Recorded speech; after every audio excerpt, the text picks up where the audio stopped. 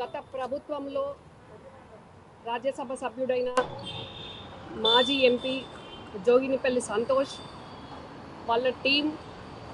స్కామ్లో ఉన్న Vennamaneni Srinivas and quarry mining Pradeep Reddy వీళ్ళంతా కూడా ఒక ముఠాగా ఉండి ఇప్పుడు ఇక్కడ ఉన్న ముగ్గురు ఆడవాళ్ళం కాకుండా చాలామందిని ఇబ్బందులు పెడితే వాటినన్నిటిని కూడా వాళ్ళు మాకు చేసే ఇబ్బందులన్నీ కూడా ఎవిడెన్సెస్తో సహా ఈరోజు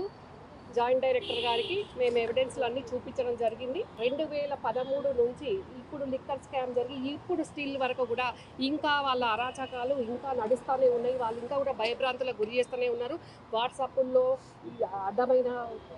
ఇబ్బందికరంగా ఆడపిల్లలను చెప్పలేని ఇబ్బందికరమైన మెసేజ్లు పెట్టుకుంటూ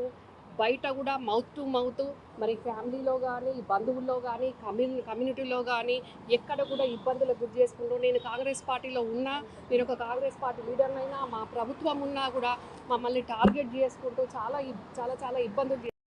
ఇష్టారాజ్యంగా ఇంకా కూడా బీఆర్ఎస్ ప్రభుత్వమే ఉన్నట్టు, ఇంకా వాళ్ళు బీఆర్ఎస్ లీడర్లమే కానీ ప్రభుత్వం మాదే అన్నట్టు అడ్డగోలు అడ్డదిడ్డంగా ఎంఆర్ఓలను పోలీస్ ఆఫీసర్లను ప్రతి ఒక్కరిని కూడా మేనేజ్ చేసుకుంటూ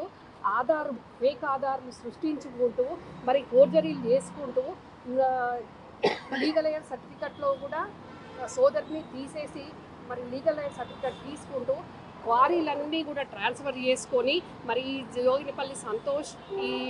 లిక్కర్ స్కామ్లో ఉన్న శ్రీనివాసరావు అండదండలతోటి మరి గత మార్చిలో 2025లో కూడా ఆయన జైలు కూడా వెళ్ళడం జరిగింది.